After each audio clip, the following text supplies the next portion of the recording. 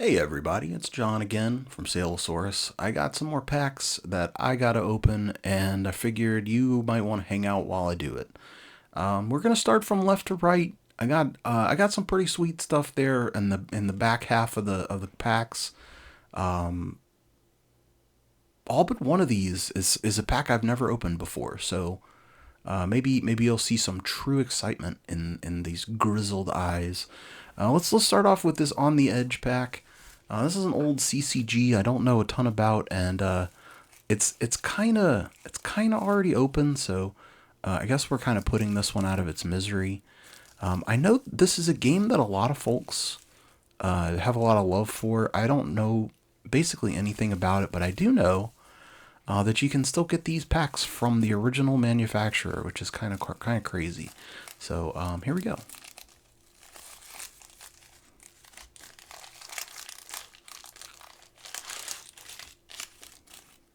Get these out of this ratty old pack, and we're back. Okay. So we got some On the Edge cards. That pack kind of disintegrated as I was opening it, so I had to cut to clean that up. So we got a Hostage. Not great art, but let's see. They're Criminal. And sorry, Brian. I'm not trying to be mean to Brian Booker if he, Whew. Anyway, Mutation. We got a Mutation. We got Saxolf Herman, the sensitive thug. Well, I do like that. I do like that. He's a sensitive thug. Mars Royale, the devious painter. And that now Jeff Minges, I know that's a magic artist for sure. I'm sure Jeff has done quite a lot of other awesome art. That's just where I know him from. We got Oppenheimer Contacts. That's a resource. David Walsh. All right. Hostility Detector. I could use one of those sometimes. That would be, I think everybody could use one of those. JS Rocket. He looks pretty gross. It may be kind of a little bit like the gross guy from the end of RoboCop. Breakbones. Imagine being named Breakbones. Clinkatorpal. Weird Casino Mistress. I like her the best so far. She looks like a fun time, like she would be entertaining. And then we got Al Amargin Friends. Okay. Burger. All right. Cool. All right. Well, now we go from a CCG that I know almost nothing about to one that I know entirely too much about. We got Ravnica Allegiance Booster Pack. No clue. Oh, hey, this one also was already open. I promise I didn't do that.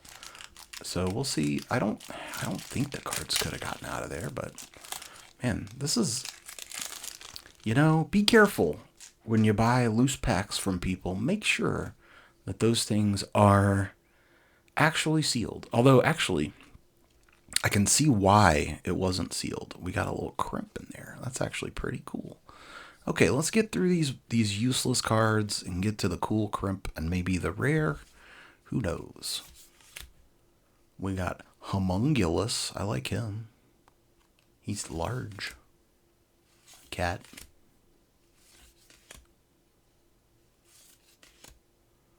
He's a roustabout. There's one that's been printed a whole bunch. That's pretty sweet. Pretty sweet art though.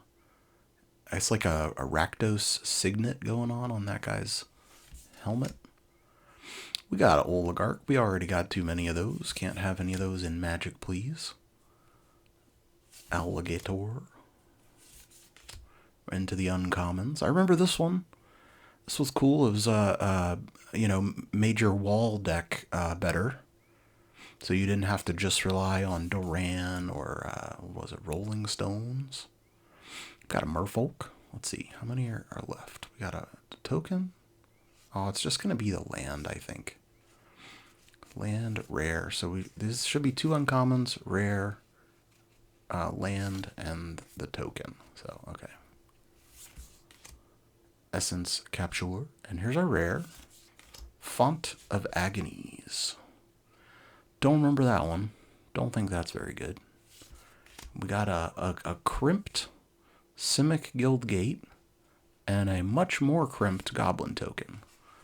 All right, pretty neat. This worked out better than I expected it to. You know, when you see a pack that you thought was sealed and it's not, then usually that's a really bad thing. But in this case, it worked out to where we all got to experience something kind of cool.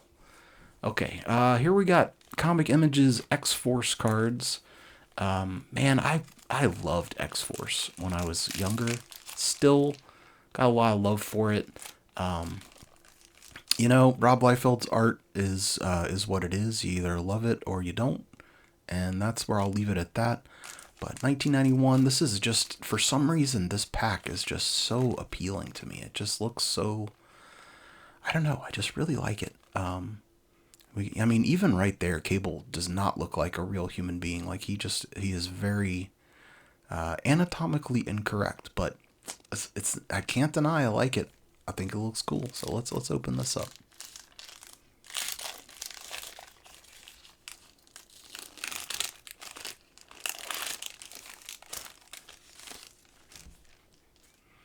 Okay, we got, oh yeah. Can't decide if I love or hate this, like, X border. It is pretty unique, so, you know, you got to give it that. We got, what, Boom Boom, Cannonball, and Sunspot? Trying to get to safety from some bad guys. Let's see what the back says. The Crimson Commando tries to arrest the young mutants, but they resist, and he opens fire. Cable blocks the shot. Cable, acting as leader, and the young group of mutants defeat Freedom Force. Probably the last back that you'll have to see there. We got Freedom Force. Actually, a much better name than the Brotherhood of Evil Mutants, I would say. But obviously, this is Blob and Pyro. Is that Magneto? All right, I lied. We're going to look at the back again. Freedom Force. After the Vulture and the Tinkerer are in police custody, the government watchdog Freedom Force moves in to return the two young injured heroes to an unjust prison sentence. I don't remember this a lot. Vaguely, I feel like maybe the Brotherhood kind of tricked the government into sponsoring them as like an anti-X-Men thing. But let me know if you remember that, because I obviously don't. We got Mystique. Oh, Shatterstar. I loved this guy so much as a kid. He's basically like, he's just designed by committee to be as cool as possible to a teenager. Like, he's got the eye tattoo thing. He's got the goofy headgear. He's got the most ridiculous swords you've ever seen in your life. The super long hair that changes patterns whenever it wants to. Just, oh, what a great character. We got Cable and Wolverine with Woman in the back. Rusty and Skids.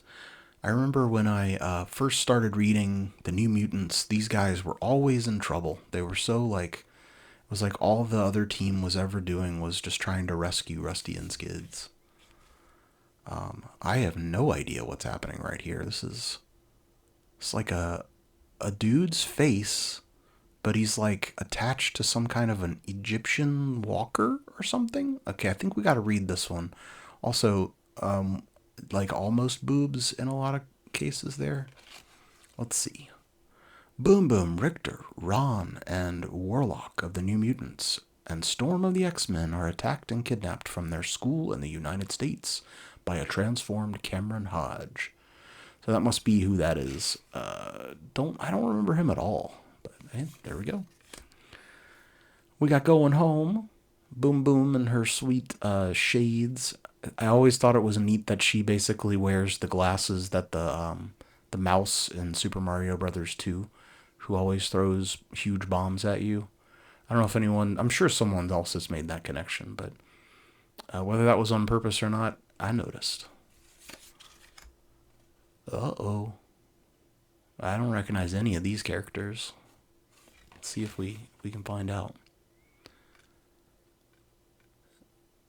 Kamikaze, Sumo, and the Dragoness. Well, Not the most racially sensitive names there, but yeah, that's where I'll leave that. And then we got Warlock and Cannonball. I love Warlock so much. Self-friend. Yeah, that's all I'll go. I'll leave it at that. Self-friend. I can't remember any more of his quotes. Okay, let's go. We got some Harlem Globetrotter cards, and then we'll get to these sweet Tron cards. Didn't know that Harlem Globetrotter cards were a thing, but also we can get a Prism card. These are from 1992. Oh, they're comic images as well, so that should be, these should be pretty sweet. Let's check them out.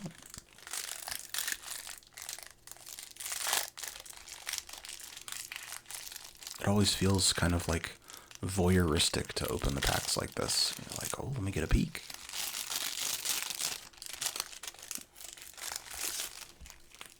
Okie doke. Let's check it. Oh, right away we got something I don't really understand. Okay. Is he holding... I don't really understand what's happening in that card.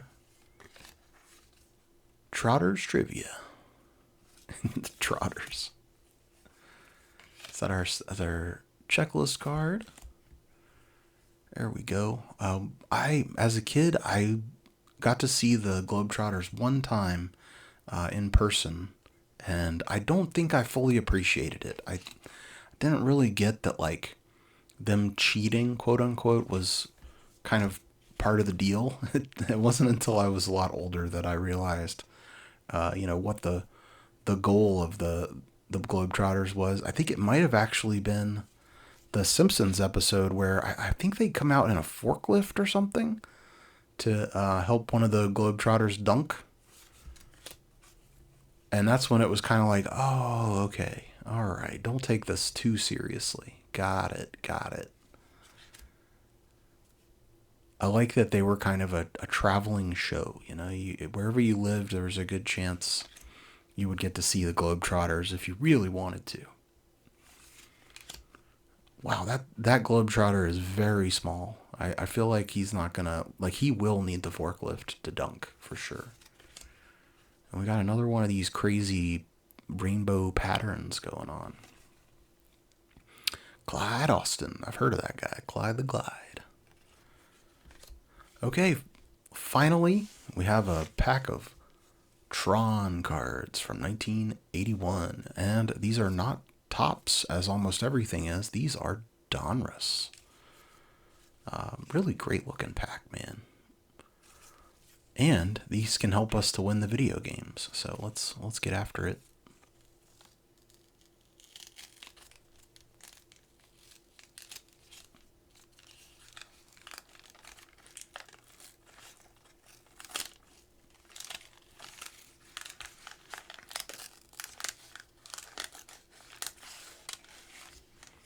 No gum here, just cards. Right off the bat, a tank maze. Growing up, Tron was one of those things. I think I was just a little bit, maybe a little too young for it. I'm not sure. I think I was too young when it first came out, and then a little too old whenever it was rerunning on the Disney Channel and stuff. I don't know. I liked it. I liked that it was about computers and video games and such. But it didn't fully grab me like it has a lot of folks. This is a great looking card though. And that one appears to be a puzzle card. I did really like these bad guys, these like soldiers. I always thought they looked really scary for some reason, even though looking at them right here, they kind of look a little goofy. But let's see what's on the back here. Oh, more puzzle pieces. I do remember playing the arcade game and enjoying the sort of snake-like motorcycle part. Sorry, I don't know what these things are actually called. And there's a tank. Can't go wrong with a tank. Look out, buddy. You're about to get de-rezzed. lot of the backs on these things are just completely black with like a white line on the side. These guys are driving entirely too close together. You really need to leave some room for variance, because all it takes is just the twitch of the wrist and all three of you are dead. There's just nothing you can do about it. And then there's the bad guy from Tron. I can't remember his name. I thought he looked pretty cool too. I like how, in Tron, all the bad guys are connected to people in the real world, whoever programmed them and all of that stuff. And then we have the scene I think right before they blow up the bad guys here. So this is sort of just before Luke blows up the Death Star. Well, that's all I got for you in this batch. Some pretty cool stuff there. Got to see a sweet crimped card. Got to see some X-Force cards that I have never opened before. Definitely hope to open up some more of these in the near future. What was your favorite cards? Did you were you really into Tron, or are you more of like a Magic person? What about On the Edge? Have you ever heard of that? Thanks for checking out my video. Hopefully you'll watch some more. Hopefully you'll come back. I'll be here waiting.